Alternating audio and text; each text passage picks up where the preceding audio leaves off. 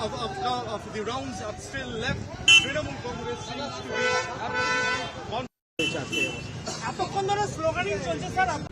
সবাইকে নমস্কার জানিয়ে বলছি, প্লিজ দয়া করে কেউ কাউন্টিং এজেন্টরা এবং প্রার্থী ক্যান্ডিডেটরা তারা ভোটিং এলাকা ছেড়ে আসবেন না। স্ট্রং রুমে যেখানে কাউন্টিং হচ্ছে মানে সেন্টারে, সেখান ছেড়ে কেউ আসবেন না। এটা বিজেপির প্ল্যান।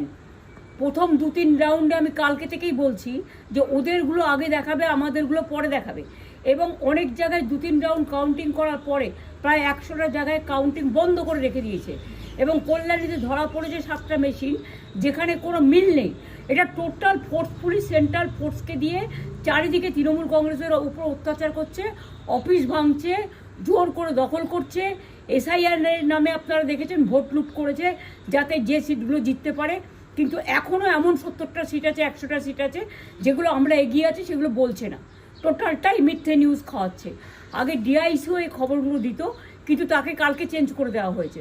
টোটালটাই ইলেকশন কমিশন নিজের ইচ্ছেমতো খেলছে এবং সাথে কেন্দ্রীয় বাহিনীকে নিয়ে।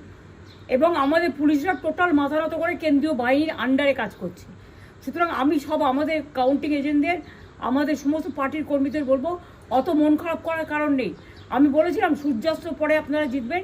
3 রাউন্ড 4 রাউন্ড কাউন্ট হলেও এটা 14 রাউন্ড থেকে 18 রাউন্ড কাউন্ট হয়, তখন আপনারা জিতবেন। Wait and see, watch.